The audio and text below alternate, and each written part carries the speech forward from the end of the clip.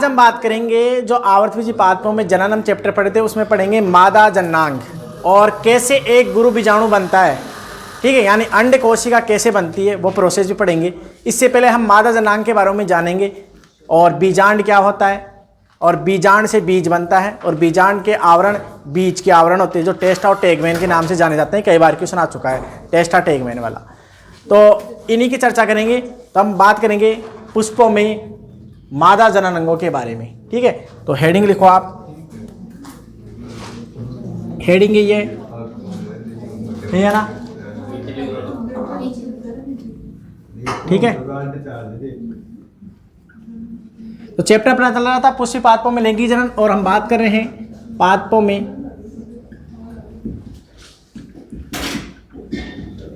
मादा जननांग। क्या होता है मादा जननांग? यानी फीमेल रिप्रोडक्टिव ऑर्गन की बात करेंगे हम, female reproductive organ in plant. अरे कौन से प्लांटों की बात करें? आवर्तबीजी पादपों की बात करें हम। ठीक है, तो पूरी डिटेल बताते हैं आपको क्या होती है प्रोसेस। देखो ध्यान से, हम पुष्प के अंदर देखते हैं तो ऐसी आपको संरचना दिखाई देती है। पुष्प के अंदर ऐसी संरचना दिखाई देती है। ये पुष्पासन है और यहाँ से क्या है, ये टहनी से शाखा जुड़ी हुई है, मतलब ये तो था पुष्पासन और ये था इसका पुष्प वृंत और ये था इसके तीन भाग। ध्यान से देखो, एक बार हम बात करें मादा जननांग की बात करें तो मादा जननांग को बोला जाता है क्या? जायांग। क्या बोला जाता है? जायांग। और इसे बोलते हैं इंग्लिश में गाइनोसियम। गाइनोसियम। गाइन शब्द कितनी बार बताया मैंने? GYN। गाइन शब्द स्त्री के लिए आता है, यानी मादा के लिए आता है। जैसे डॉक्टर होता है ना स्त्रियों का, उसे स्त्री रोग विशेषज्ञ बोलते हैं, इंग्लिश में बोलते हैं गायनोलॉजिस्ट। ठीक है, गायनोलॉजिस्ट बोलते हैं ना। तो गाइन शब्द तो होता है स्त्री रोग विशेषज्ञ बोलते हैं इसे हम, स्त्री रोग विशेषज्ञ। ठीक है, तो ऐसे वर्ड आपको याद रखना है। गायनोलॉजिस्ट कहा जाता है, गाइन शब्द आता है स्त्री के लिए। ठीक है, और सिन, इसी प्रकार एक सिन शब्द आपने पढ़ा होगा, सिन, SYN। सिन का मतलब होता है संयुक्त। सिन का मतलब क्या होता है? संयुक्त। तो ऐसे वर्ड होते हैं। ठीक है, तो बात करें मादा जननांग की, तो मादा जननांग को बोलते हैं जायांग। अब इसकी एक इकाई को बोलते हैं हम क्या? स्त्री कैसर। तो मैं क्या लिख रहा हूं यहां पे, लिख रहा हूं मादा जननांग। आप पहले समझो, बाद में लिख लेना, जब मैं बोलूँ जब लिख लेना। मादा जननांग यानी जायांग की एक इकाई स्त्री केसर, यानी इंग्लिश में बोलते हैं पिस्टल या अंडप, जिसे बोलते हैं कार्पल।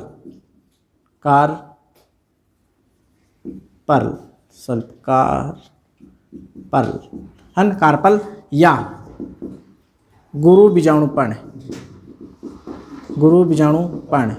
क्योंकि नहीं, एक प्रकार से पत्ती से तो रूपांतरित होते हैं भाग, एक प्रकार से फूल तो है वो। तो गुरु बीजाणुपर्ण यानी मेगा स्पोरोफिल भी बोल सकते हैं। क्या बोल सकते हैं? Mega sporophyll. ठीक है, क्या क्या बोल सकते हैं ध्यान से देखना। इधर देखो ध्यान से, ये भी क्वेश्चन पूछ सकता है। मादा जननांग जो होती है उसकी एक इकाई को स्त्री केसर बोल सकते हैं, जिसे इंग्लिश में पिस्टल बोलते हैं, या अंडप जिसे इंग्लिश में कार्पल बोलते हैं, या गुरु बीजाणुपर्ण कहते हैं जिसे मेगा स्पोरोफिल बोलते हैं। मेगा। ठीक है, ये अब ये इसकी एक संरचना है, ये संरचना है।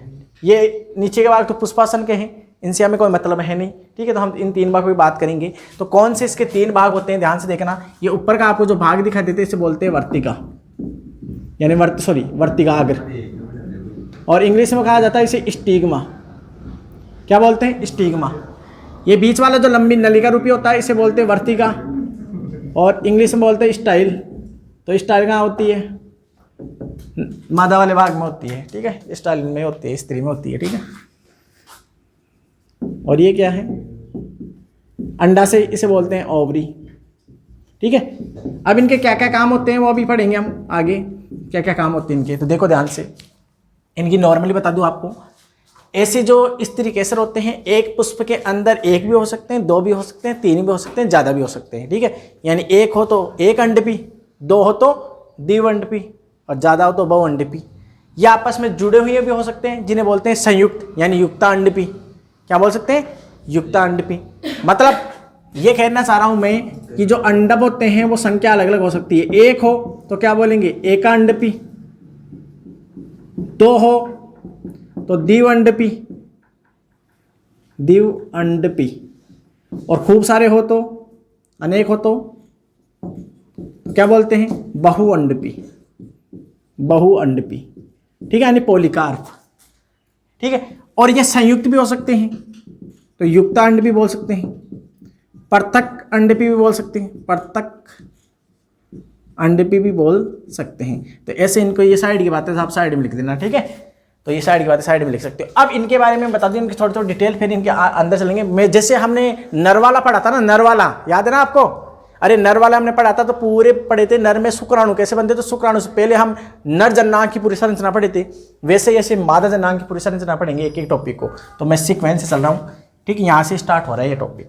तो सबसे पहले इसकी बात करते हैं हम, ये क्या कहना चाह रहा है। ठीक है, तो ये क्या है, इसका वर्णन यहाँ लिख रहा हूँ मैं, तो इसका वर्णन यहाँ लिख देता हूँ मैं। इसका वर्णन क्या है देखो, तो इसके बारे में क्या है आप साथ के साथ लिखना स्टार्ट कर देना। ठीक है, देखो ध्यान से, स्त्री केसर का लिख लो आप साथ के साथ। अब ये साइड की बातें साइड में लिख लेना। स्त्री केसर का शीर्ष भाग जो मंच के समान होता है, मंच मतलब ऐसे मंच होता है, ऐसे ऐसे ये सतह हो गई नहीं, ऐसे ये सतह, ऐसे ये सतह हो गई ऊपर, और इसके ऊपर तो परागकण आकर गिरते हैं, इसके ऊपर तो परागकण आकर गिरते हैं, इसमें छोटे छोटे छिद्र होते हैं, फिर उनके द्वारा अंदर परागकण की परागनलिका प्रवेश कर जाती है। ठीक है, मंच के समान, मंच के समान। और परागकण अंकुरित भी यही होता है, वो परागनलिका बनती है ना। अरे बताया था ना मैं, जैसे परागकण पढ़ाए थे जब, ऐसे बताया था ना, ये था परागकण, यहाँ से फिर ये छिद्र थे, इस अंतचोल से ऐसे नलिका बनी थी, तो ये इसको परागनलिका बोलते थे हम, याद है ना।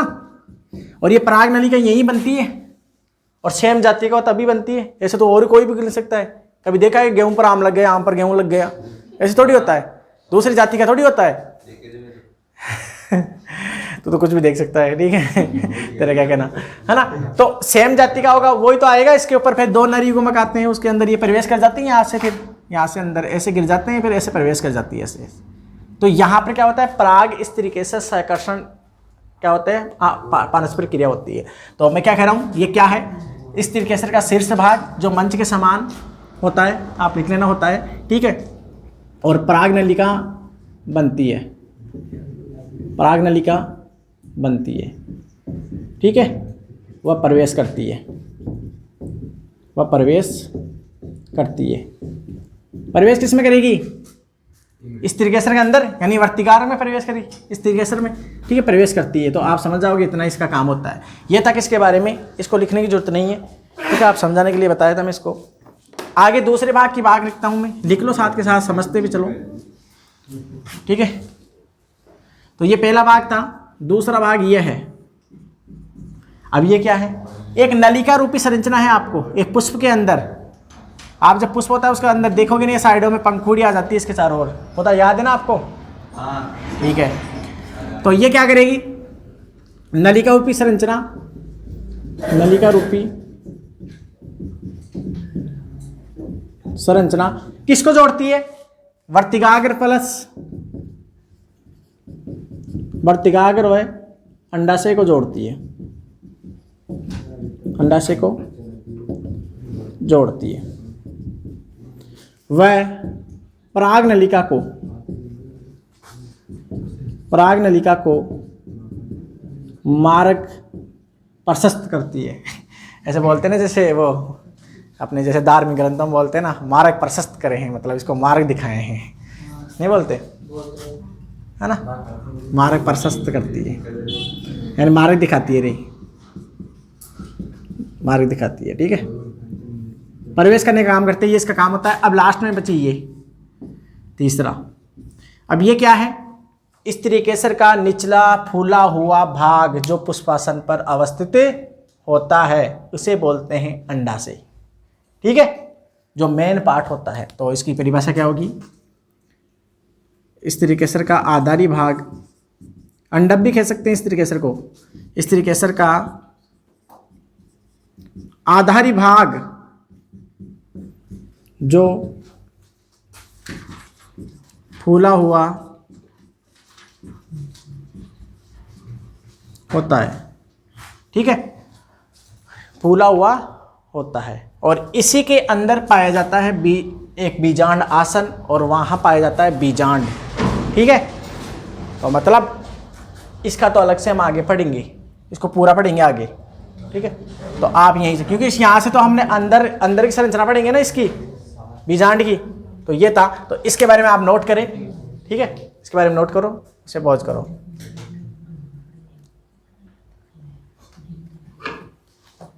आगे हम अब बात करेंगे, देखो ये जो अंदर है ना, ये अंडाशय, इसके अंदर होता है देखो बीजांड आसन, जिसे प्लेसेंटा बोलते हैं, और उससे जुड़ा होता है बीजांड। ठीक है, और बीजांड बीज में कन्वर्ट होता है, तो हम बीजांड की संरचना पढ़ेंगे। तो ये तो थोड़ा सा टॉपिक था, अब इसी में अगला टॉपिक चलेगा बीजांड की संरचना, है ना। गुरु बीजाणु वो ही बनाएगी बाद में। ठीक है, वो बता देंगे आप में, उसमें न्यूक्लियस जो होता है ना बीजांड काय वाली संरचना, वो बनाती है, पूरी बता दूंगा मैं। गुरु बीजाणु बनता है ना, उसके बाद में उसमें 3 बार समसूत्री विभाजन होता है, फिर 8 केंद्रक 8 कोशिका वाली संरचना बनती है, 2 कोशिका की जुड़ जाती है, तो 7 कोशिका 8 केंद्र का अवस्था विशेषता है आवर्तवीय पादपों की। ये भी आपको बताएंगे, जो आगे बताएंगे। तो आप इन्हें लिख लिए ना, तो इनकी तब जरूरत है नहीं हमें, तो इनको तो मिटा दो, और यहाँ पर हेडिंग दूसरी लिख देंगे हम, और इसका डायग्राम साइड में बना देंगे, है ना।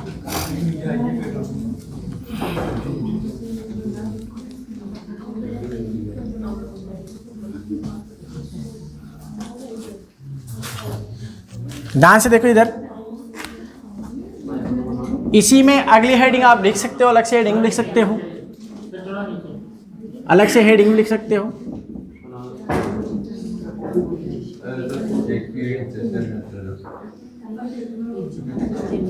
गुरु बीजाणुदानी, गुरु बीजाणुदानी बोलो, जिसे इंग्लिश में बोलते हैं मेगा स्पोरेंजियम। जैसे उससे क्या बोलते थे लघु बीजाणुदानी, तो वह माइक्रो, यहाँ मेगा, तो मेगा स्पोरेंजियम, या क्या बोलते हैं इसे, या इसे हम एक प्रकार से बीजांड, इसको इंग्लिश में बोलते हैं ओव्यूल की संरचना। ओनली संरचना पढ़ेंगे, अभी ये नहीं बताऊंगा कि कैसे बने गुरु बीजाणु, ओनली संरचना पढ़ रहे हैं। फिर इसका अगला वाला होगा अपना कैसे बनता है गुरु बीजाणु। तो ये हेडिंग लिखो, बात एक ही है, चाहे इसे हम बीजांड बोलो, चाहे इसे आप गुरु बीजाणुदानी बोलो। अब क्या है गुरु बीजाणुदानी, तो आप डायग्राम में देखो, वही डायग्राम वापस आएगा, जैसे ये इस तरीके से आ गई। अब देखो ध्यान से, ये जो अंडाशय होता है, इस अंडाशय के भीतर की ओर कई बीजांड पाए जाते हैं। ठीक है, ज़्यादा भी हो सकते हैं। तो इस अंडाशय की भित्तियों से, है ना, मतलब थोड़ा इसको सही नहीं बना,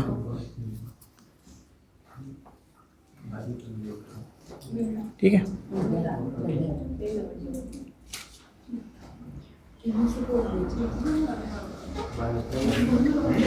ऐसे संरचना देखो ध्यान से, एक बार ध्यान से देखो, अंडाशय के अंदर क्या होता है, इस अंडाशय भित्ति से क्या है कि रिज का मतलब एक पतली सी लंबी के समान संरचना जुड़ी होती है, उसे हम बोलते हैं बीजांड, एक प्रकार से, यानी बीजांड आसन से जुड़ी होती है।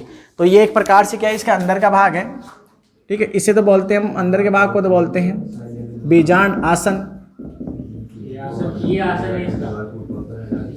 बीजांड आसन, हाँ। और इसमें पाया जाता है ये बीजांड है, ये क्या है, बीजांड। ठीक है, ये बीजांड है, और एक इस तरीके से में अनेक बीजांड हो सकते हैं। और आपको बता दो बीजांड बीज में बदलता है।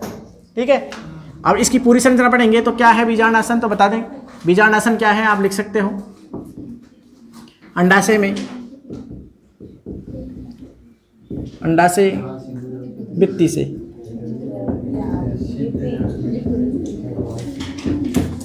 जुड़ी हुई संरचना, ठीक है, उसी को बोलते हैं एक प्रकार से बीजांड। और अंडा बीजांड आसन। और इसी की बात करें अब क्या है, बीजांड आसन से परिवर्तित, बीजांड आसन से परिवर्तित रिड्ज, यानी जो संरचना होती है रिड्ज बोलते हैं, रिड्ज के समान संरचना, उसे हम क्या बोलते हैं, बीजांड बोलते हैं। ये लिखो एक बार, दो परिभाषा लिखो, फिर इसको मिटाऊंगा, यहाँ से मैं डायग्राम बनाऊंगा यहाँ पर, इसको है ना, इसको लिखो आप, इन दो लाइनों को लिखो। एक अंडाशय में अनेक बीजांड हो सकते हैं, एक अंडाशय में अनेक बीजांड हो सकते हैं, एक अंडाशय में अनेक बीजांड हो सकते हैं।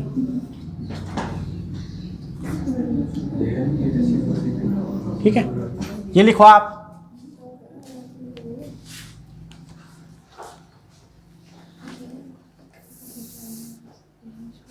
लिखो, फिर पूरा समझाऊंगा मैं एक एक चीज इसकी। इसको ऑफ कर दे।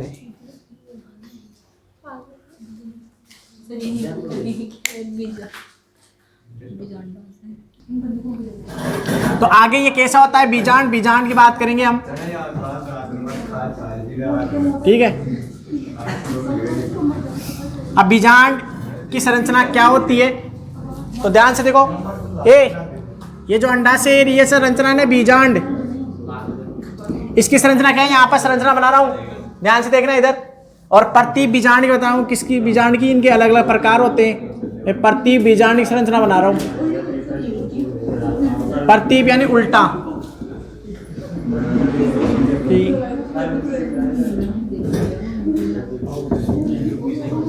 देखो ध्यान से, ये अंडाशय है ना, ये बच्चों ये ऐसे दिख रहा ना, इसको यहाँ शो कर रहा हूँ, ठीक है।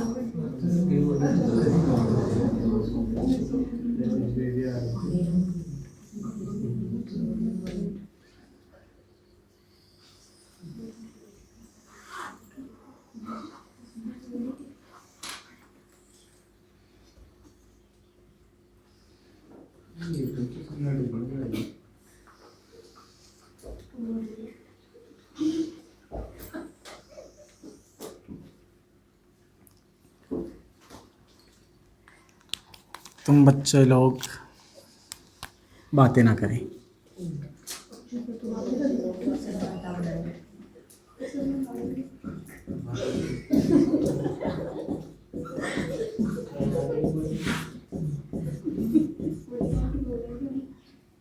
ठीक है, अब मैं इसको ऐसे करता हूँ, पूरा समझा देता हूँ। परिपक्व बीजांड की बताऊंगा मैं।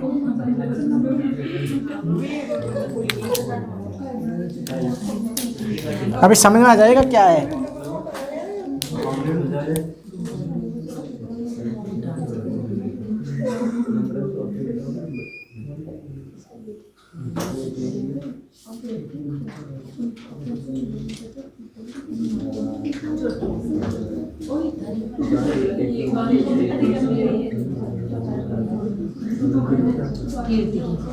ये मैंने है ना एक बार ध्यान से देखो, इधर अंदर का जो ये भाग बनाया है ना, ये भ्रूण कोश है, कोश, भ्रूण पोष नहीं, भ्रूण कोश, ठीक है। और ये एक परिपक्व बीजांड का बनाया है, तो इसको आप अभी नजर में ध्यान रखें, क्योंकि ये बाद इनसे बनता है, ये बाद में, ठीक है, इनसे। अब क्या है इसके बारे में नाम, तो एक एक भाग की बात बताऊंगा, लगभग 6-7 नाम है जिनका वर्णन करना है। और ये अलग से हम पढ़ेंगे भ्रूण कोश की संरचना, तो इसको बाद में बताऊंगा मैं, अलग से वीडियो बनाएंगे इसका।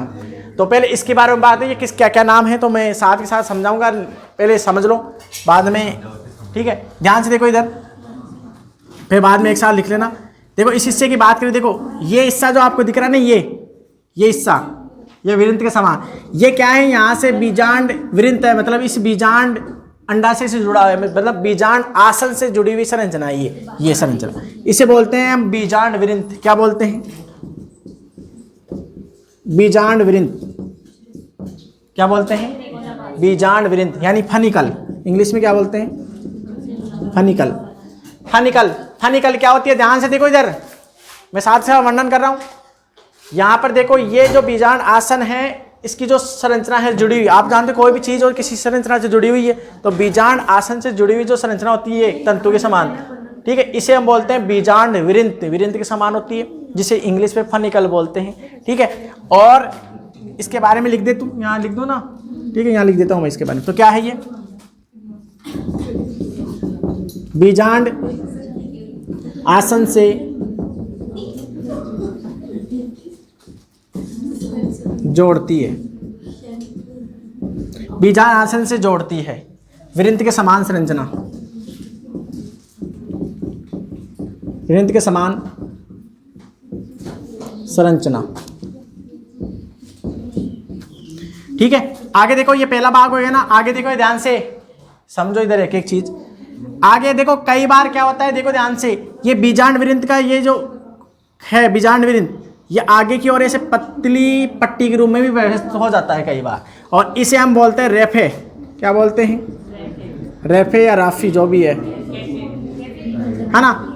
अब देखो ये क्या है? बीजांड विरिंत,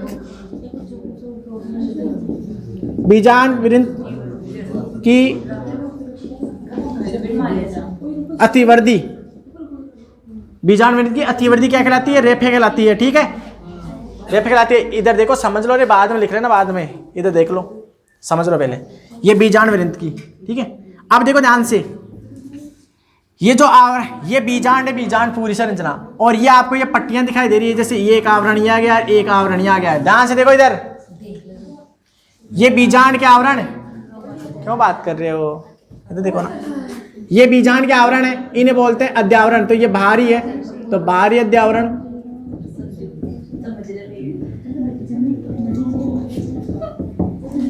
ये आंतरिक,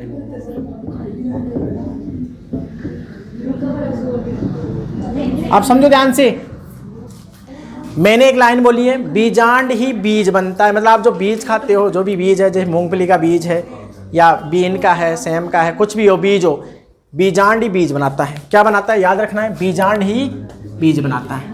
यानी आपको कुल मिलाकर ऐसे कह रहा हूं कि ये जो गुरु बीजाणुदान है ना, यही बीज बनाती है। तो बीजांड बीज में परिवर्तित होता है, बीजांड यानी बीजांड बीज बनाता है, बीज बनाता है, यानी इसमें कन्वर्ट हो जाता है। सिंपल सा तरीका है।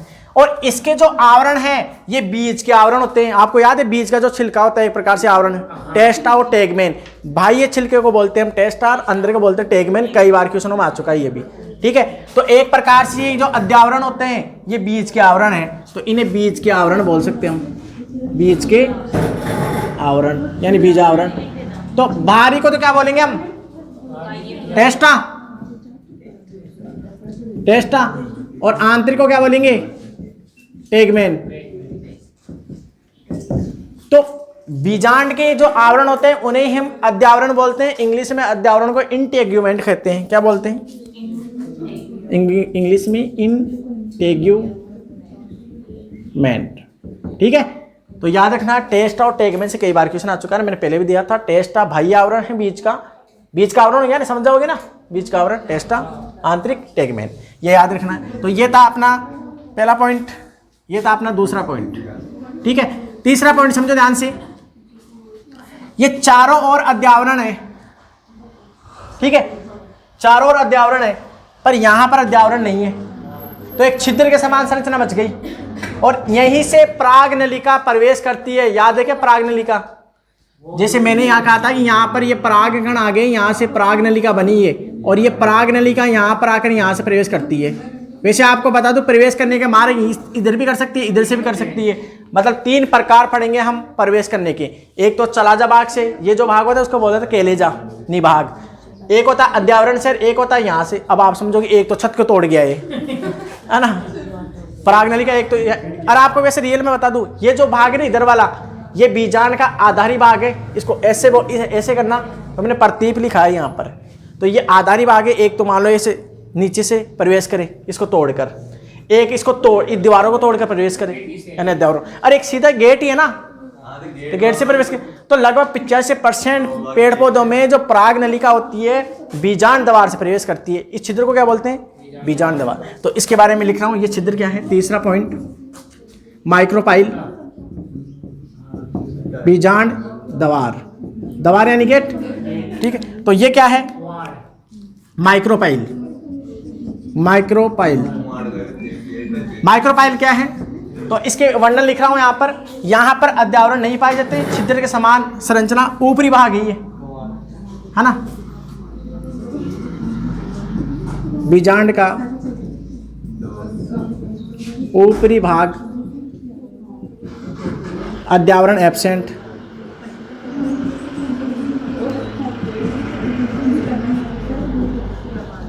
एब्सेंट, छिद्र, समान संरचना। काम क्या होता है? 85% पादपों में पराग नलिका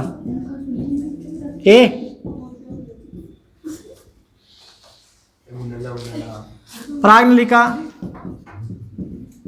प्रवेश करती है।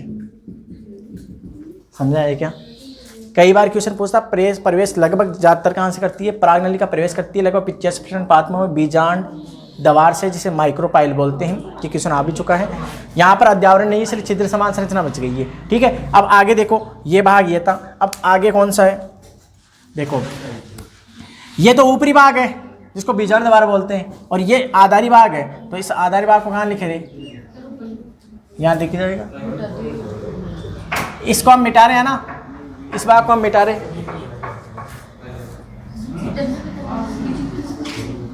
नहीं चित्त नहीं मिटाना, ठीक है। ये जो ऊपरी भाग है ना, ये इसको बोलते हैं हम चलाजा, यानी केलेजा। वैसे केलेजा, हाँ चलेजा बोल सकते हैं, केलेजा बोल सकते हैं। इसे बोलते हैं हिंदी में निभाग।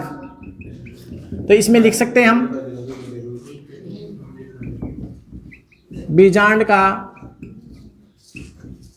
आधारी भाग, ठीक है। वैसे इतना सारा बीजांड का क्या है दिख रहा है ना, इसमें दिख तो रहा है ना, बीजांड का आधारी भाग है, ठीक है।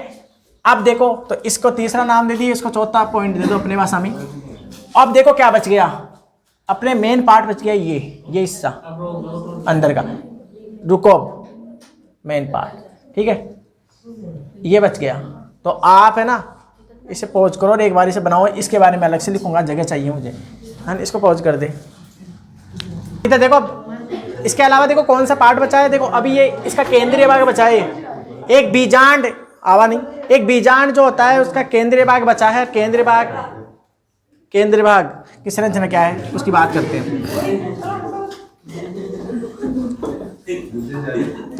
तो देखो एक बार केंद्रीय भाग की बात करते हैं। देखो आपको यह संरचना जो दिख रही है, ये केंद्रीय भाग, इस केंद्रीय भाग को हम बोलते हैं इंपॉर्टेंट, सबसे इंपॉर्टेंट ये इसका पार्ट क्या है, इसका नाम। तो देखो ध्यान से, केंद्रीय भाग, और आपको ध्यान इंपॉर्टेंट पार्ट, देखो इंपॉर्टेंट पार्ट यही है, क्योंकि यही कोशिका ही तो बनाएगी गुरु बीजाणु को। मतलब कैसे बनाएगी पूरी प्रोसेस बताऊंगा, वो अगले अलग से वीडियो बनाएंगे। इस भाग को बोलते हैं हम न्यूक्लियस, और इसे बोलते हैं हम बीजांड काय। ध्यान से सुनो इसके बारे में, सुनो इसके बारे में, सुनो।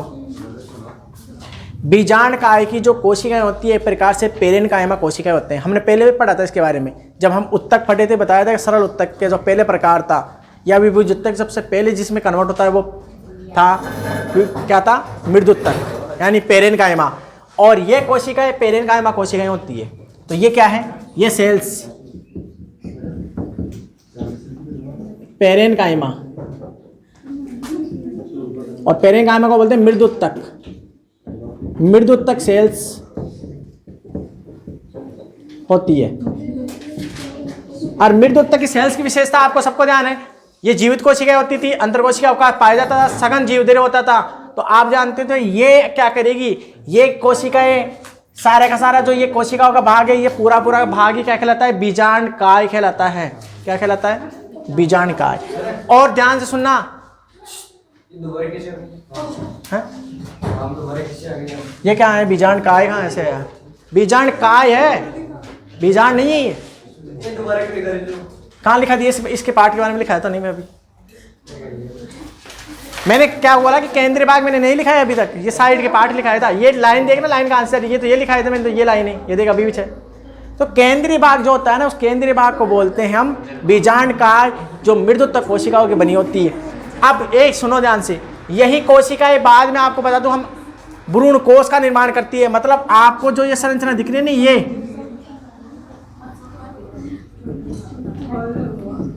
भ्रूण कोश, एंडोस्पर्म, और भ्रूण कोश का निर्माण यही कोशिकाएं करती है। अब ये भ्रूण कोश, ये जो केंद्रीय भाग है नहीं, ये केंद्रीय भाग, इसके अंदर 3 कोशिकाएं एरी, 2 कोशिकाएं एरी और 3 कोशिकाएं एरी। अब ये 7 कोशिका, पहले 8 कोशिकाएं थी। ये कैसे बनी?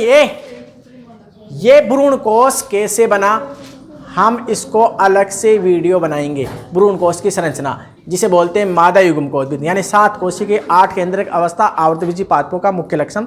इसके अलावा आपको बातें बता दूं, थोड़े से नोट लिखा दूं आपको। क्या नोट लिखाने, वो ध्यान से सुनो मेरी बात। नोट क्या लिखाना है ना? तो इसकी तो आप लिख सकते हो, इस भ्रूण कोश को तो हम लिख सकते हैं, एक लाइन लिखना चाहो तो आप इसमें कि ये सेल्स भ्रूण कोश को बनाती है, वो बनाती है। मतलब अलग से तीर का निशान लाकर नीचे लिख लेना, ठीक है? ये सेल्स भ्रूण कोश को बनाती है, और भ्रूण कोश ये इसकी पूरी संरचना, ठीक है? आप सुनो, नोट क्या लिखने,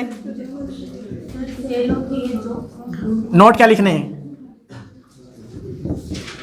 नोट क्या है? पहला नोट देखो ध्यान से। हाँ, आपके हिसाब से दे रख सकते हो यहाँ पर। हाँ, 500 रुपया है, 2000 का तो बंद हो गया, ठीक है? 500 रुपये का, 200 का, 100 रुपये का, ठीक है? सरदा नहीं, अलग से नोट लिखना है।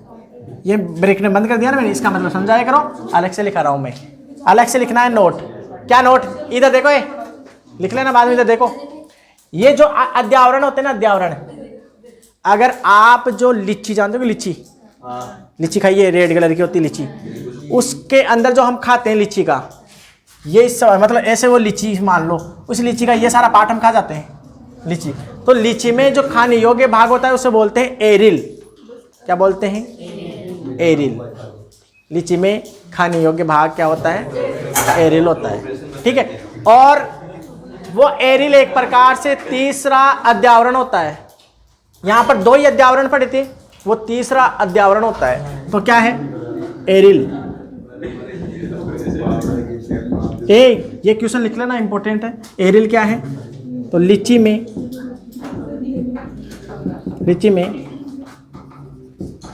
खाने योग्य भाग, क्वेश्चन ऐसे आता है, खाने योग्य भाग। अब ये एरिल क्या होता है तो बता दें आपको, बीजांड का तीसरा अध्यावरण मानते से, बीजांड का अतिरिक्त तीसरा अध्यावरण। अध्यावरण को हम पहले बता चुके हैं, इंटेगुमेंट बोलते हैं, अध्यावरण होता है। क्वेश्चन ऐसे आता है, लीची में खाने योग्य भाग होता है, एरिल होता है, बस ये क्वेश्चन पूछता है, मैंने लिखा दिया है। और एरिल एक प्रकार से बीजांड का तीसरा अध्यावरण है, जो ये हिस्सा होता है, इस हिस्से को कहते हैं। एक नोट तो ये। दूसरा नोट देखो, दूसरा नोट, आपने क्या अरंडी का बीज देखा है क्या? तो अरंडी का बीज देखा है, तो देखो अरंडी का बीज हम जब बनाते हैं, मतलब डायग्राम बना रहे ना, तो यहाँ पर एक ऐसे उभरी हुई संरचना मिलती है। बीज पे देखना आप, जहाँ पर बीज तोड़ते हैं वहाँ पर एक उभरी हुई संरचना मिलती है। देखो ध्यान से, ये तो देखो अरंडी के बीज में एक बार देख लो, इसको समझ लो। अरंडी के बीज में यहाँ उभरी हुई संरचना मिलती है, ठीक है? और एक प्रकार से ये उभरी हुई संरचना इस बीजांड वृंत से बनती है, जो यहाँ ऊपर तक आ जाती है। तो मतलब ये करेंगे, ये उभरी हुई जो संरचना होती है वो बीजांड वृंत से कन्वर्ट हुई संरचना होती है, और ये सरकार युक्त होती है, और नमी अवशोषित करके यहाँ से क्या है, ये रेप्चर हो जाता है, और फिर बीज क्या होता है, अंकुरित हो जाता है। बीज अपने भाषा में उगना, जर्मिनेट होना, ठीक है? तो ये उसको बोलते हैं कैरेंकल। तो ये एग्जाम में पूछ सकता है, कैरेंकल। या स्ट्रोफियल या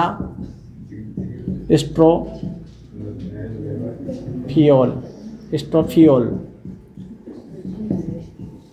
तो मैं आप यहाँ पे लिख देता हूँ कैरेंकल क्या है। कैरेंकल तो अरंडी में बीजांड द्वार के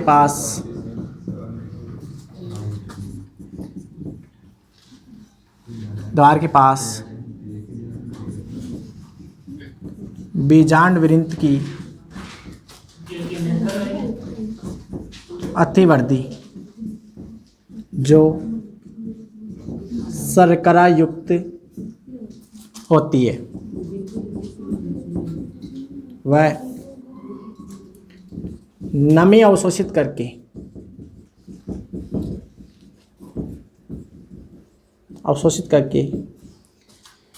बीजांकुरण में सहायता करती है। बीजा अंकुरण समझ गए, बीज का अंकुरण, जर्मिनेशन ऑफ सीड है ना, बीजांकुरण में सहायता। तो याद रखना है अरंडी में ये जो संरचना होती है उसे कैरेंकल बोलते हैं। तो आपसे एग्जाम में कई बार क्वेश्चन दे देता है कि कैरेंकल किससे संबंधित होता है, अरंडी से संबंधित होता है, जिसे कैस्टर बोलते हैं इंग्लिश में। अरंडी को जानते हो ना इतना तो। और पशुओं में आप जानते हो आफर आ जाता है, तो एक प्रकार से हम कह सकते हैं अरंडी का ऑयल, कैस्टर ऑयल जिसे हम बोलते हैं, है ना, कैस्टर ऑयल उसको भी दे सकते हैं। ठीक है, समझ गया ना। तो ये था अपने पास एक प्रति बीजांड की संरचना। अब हम पढ़ेंगे ये जो अंदर का भ्रूण कोश होता है ना, ये भ्रूण कोश ये कैसे बना, तो इससे ही तो बना था। वो अलग से वीडियो बनाएंगे, उसे बोलते हैं भ्रूण कोश की संरचना या मादा युग्मकोश की संरचना। 7 कोशिकीय 8 केंद्रक अवस्था इसे जाना जाता है। आवर्त पात्रों का मुख्य लक्षण होता है। ठीक है, तो आप क्या कीजिए, इस चैनल को लाइक कीजिए, शेयर कीजिए, सब्सक्राइब कीजिए और जितना ज़्यादा हो इसे फैला दीजिए। ठीक है, जय हिंद, जय भारत।